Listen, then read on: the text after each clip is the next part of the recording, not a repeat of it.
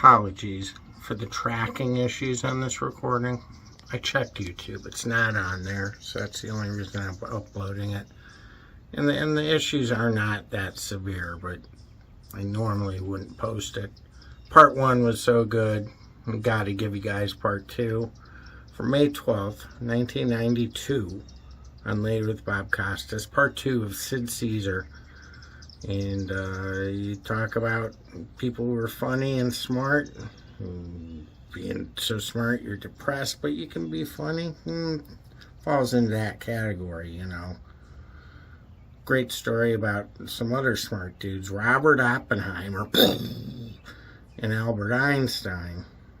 So, I'm not going to ruin them. Watch it. This is a great episode of Later with Bob Costas. Bob is amused by SID CAESAR, probably because he grew up being amused by SID CAESAR. And if any of you have not seen that movie, it's a mad, mad, mad, mad world. After I got life-flighted to the Cleveland Clinic, I watched it on Turner Classic Movies in big widescreen. That's the way to watch it. What a great flick, starring SID CAESAR. Thanks again for staying up later. This is part 2 with SID CAESAR. Folks, you can take a look at this man, and I feel at liberty to say this. Later this year, he'll be 70 years old. Look at the shape he's in. Stories of his physical strength are legendary, and they play into these 3 stories, which other visitors to the show, as I mentioned last night, Mel Brooks and Larry Gelbart and Carl Reiner and Neil Simon, they've all given their takes on these 3 stories in particular. One is where Mel Brooks feels cooped up in the room. He says, we got to get out. Come on, we got to get out. We got to go for a walk, get some fresh air. We got to get out. And you say, you want to go out? I'll take you out. Yeah. And what happens? That was in Chicago in the early 50s. I was playing the Chicago Theater, and we were doing 8, 9 shows a day. Excuse me. I got a cold.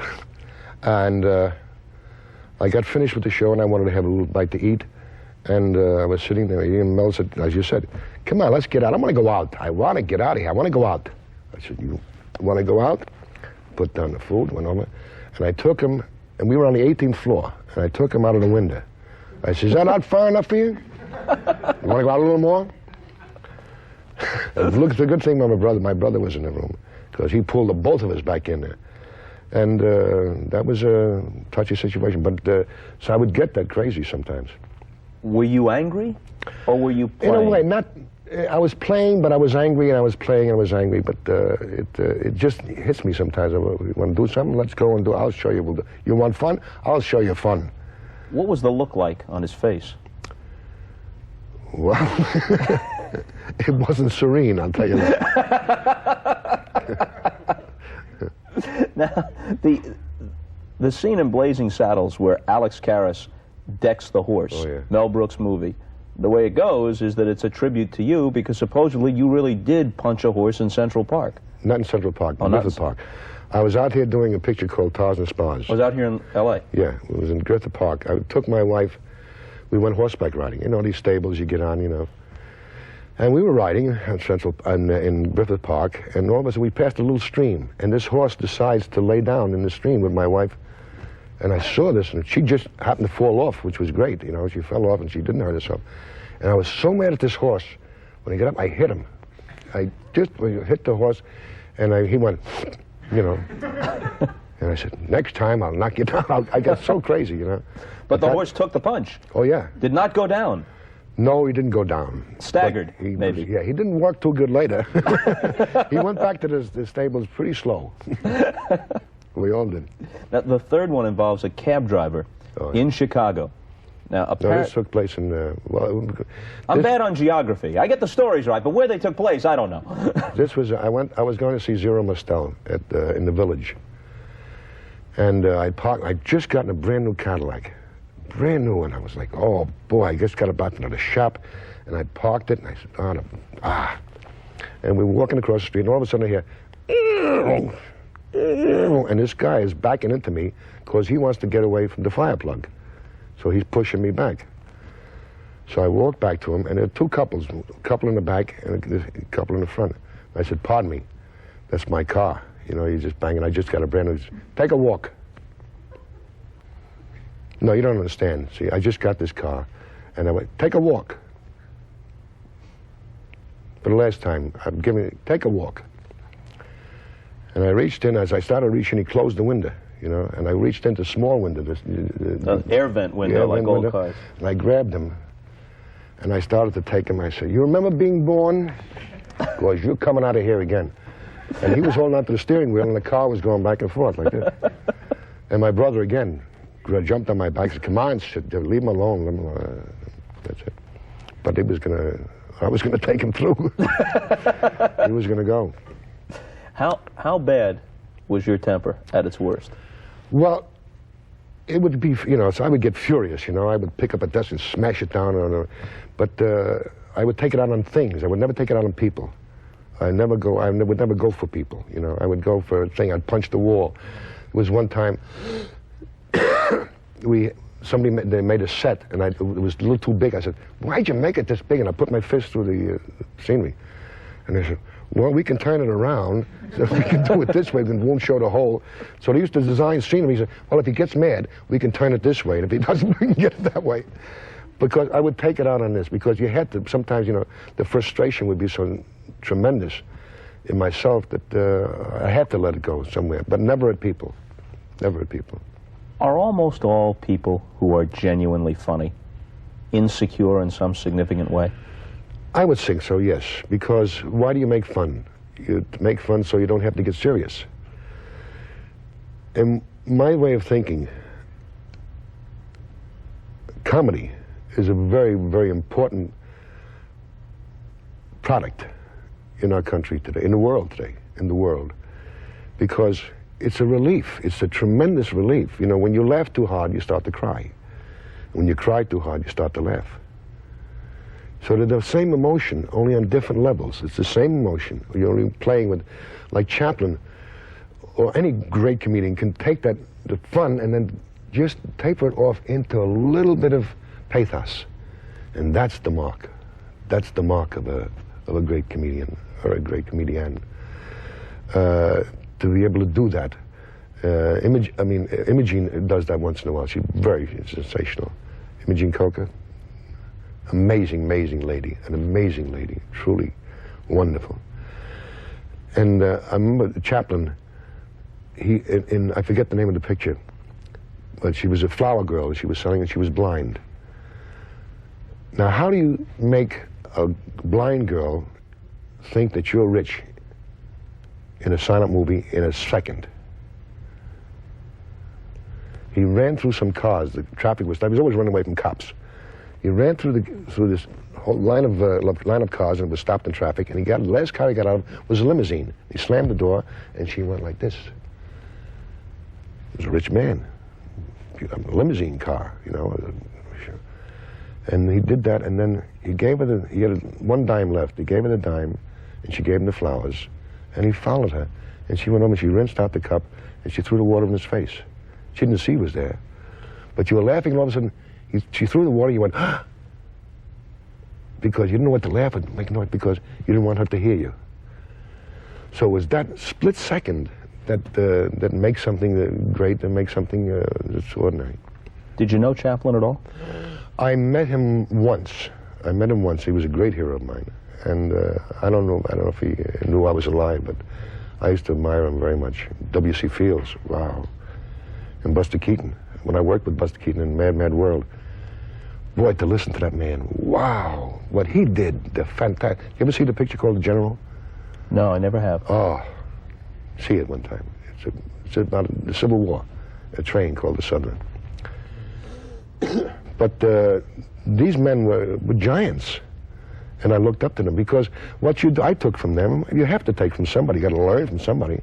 What you do, you take a little bit of this, a little bit of that, a little bit of this, and then you superimpose your own personality, and that comes on, that's what makes you what you are. You're built on, it's like Isaac Newton. I stand before you because I stand on the shoulders of giants. That's what it's all about. You must learn, and you keep learning for the rest of your life. You mustn't stop learning.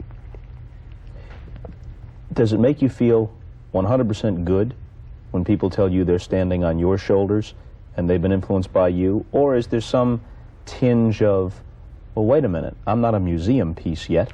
No, but still, when people give you the compliment of saying, I learned from you, That's a wonderful, wonderful. And when people come up to me and they say, Mr. Caesar, I want to thank you for all the years and the wonderful years and the hours of laughter.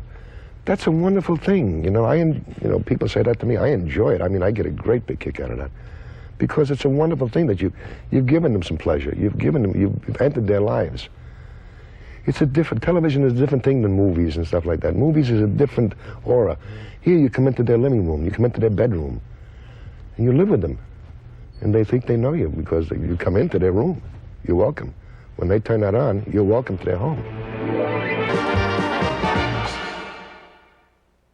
Einstein Yes. was a huge fan of yours, to the point where he actually invited you to come visit him at Princeton, right? That's right. It's in the 50s when your show of shows is Yes. the hottest thing on TV. 1955. I'll never forget. I was in rehearsal. We were rehearsing a show. My secretary came down from upstairs and he said, Mr. Caesar, Dr. Einstein wants to talk to you. All right, the joke is over, fellas. Forget about it. All right, come on, we got to go on. She said, no. Dr. Einstein's on the phone, wants to talk to you. I said, fellas, don't put no joke. Because I thought the guys put her up to it. She said, no. I said, okay. I went upstairs, and Helen Dukas was on the phone. Helen Dukas was the woman to stay with him. And she made an appointment for me to meet him at Princeton. And I was like, Einstein, my God, that's Copernicus. I'm going to meet him, I'm going to sit and just sit and listen to him, not talk. I was enthralled, and I told my secretary, go out and get every book on relativity, because I got a bone up on it over the weekend, and I'm going to learn, and I didn't realize, And unfortunately, he passed away. I never got to meet him. But about a year and a half later, I gave a lecture at Columbia University, and as I was walking through the hall, a man, very thin man, stopped me and said, pardon me, you're Sid Caesar, aren't you? I said, yes, sir. He said, I'm Robert Oppenheimer. I said, Robert Oppenheimer? He said, yes. He said, Albert used to talk a lot about you. He said he had figured out the mathematical equation. He wanted to talk to you about the human equation. And he walked, and I said, Einstein wanted to talk to me? That was the biggest thing. I mean, I talked to Robert Oppenheimer. That was a thrill. So it was a tremendous, just the fact that he knew I was alive, that was marvelous. And he must have gotten a kick out of those German-type professors, sure. and Hugo von Gesundheit and Ludwig von Fassel, because all of those highfalutin guys with a German sort of accent were all based on Einstein, right? Oh, sure, absolutely. All based on Einstein. Einstein was my hero. I wonder if you can give us a fast resume of what's your theory of jet propulsion and how it operates. Well, you see, jet propulsion is pressure in an object, you see, and when that pressure escapes, it thrusts the object forward, see? Well, what do you mean? Like pressure comes, understand? You understand? But if I put a resistor there, I get pressure, see, and I go, see, I go back like that. See, I go back like that. But there has to be a motor that drives the resistor. A motor. So it goes, understand? Then there's an escape valve in case you get too much pressure. Understand? So jet propulsion is somewhat like this.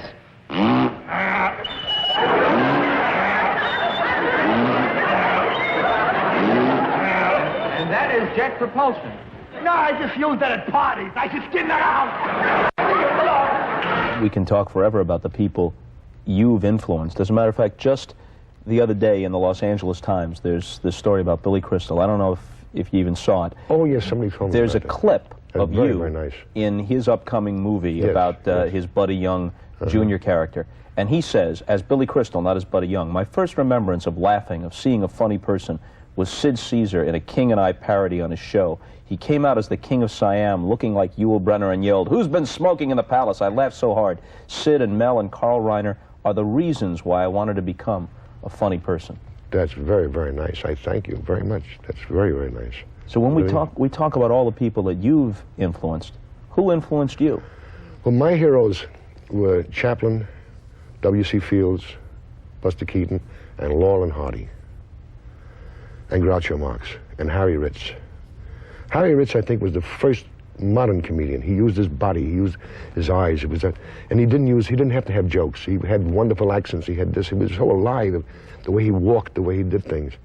He was a funny man. I heard somewhere, I don't know if this is true or not, Coach Lowell, Cheers.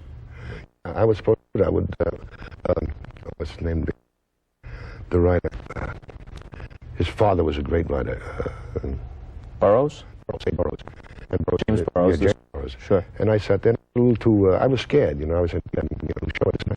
And I just didn't, and it was just, I wasn't ready for it yet, you know. I just stopped, when I went to Paris,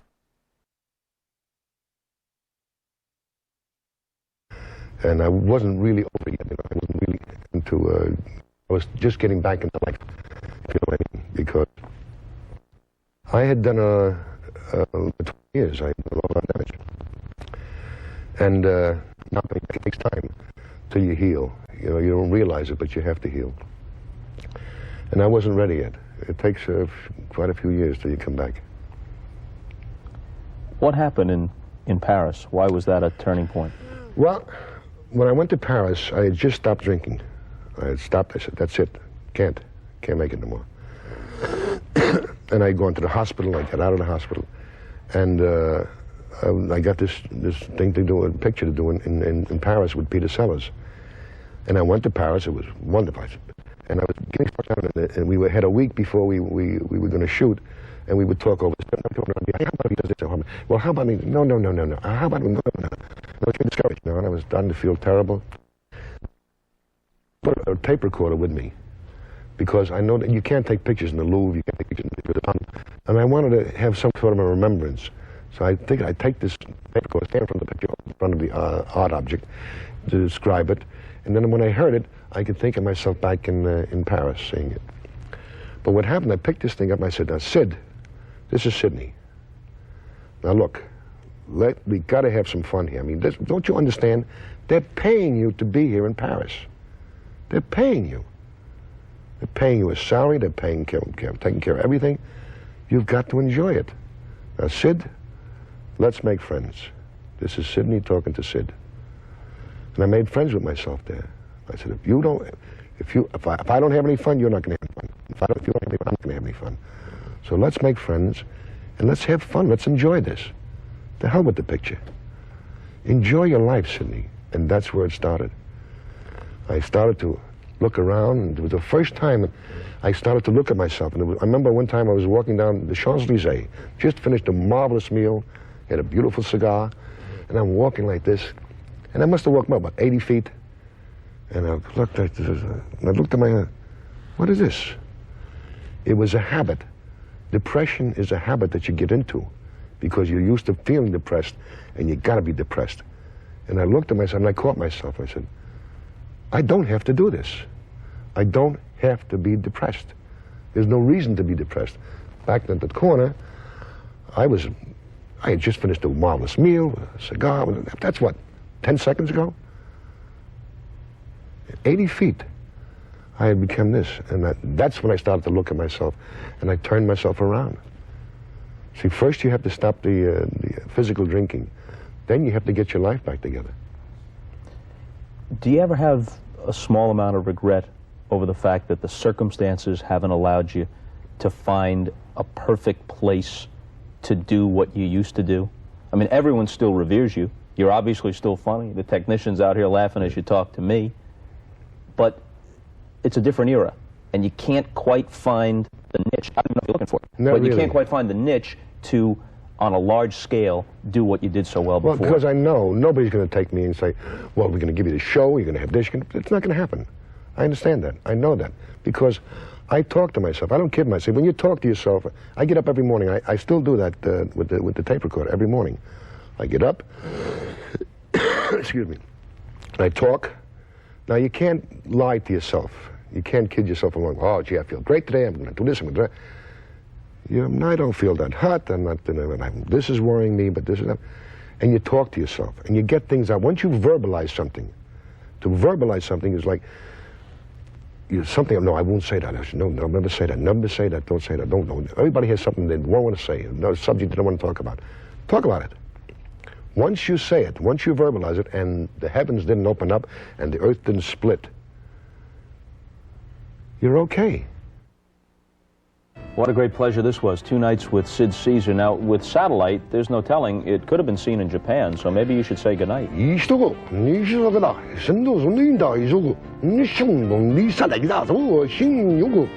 I like you. See you later, and sayonara.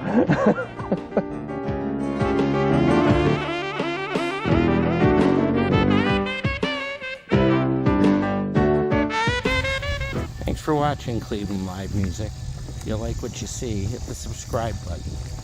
There's Patreon and GoFundMe information as well.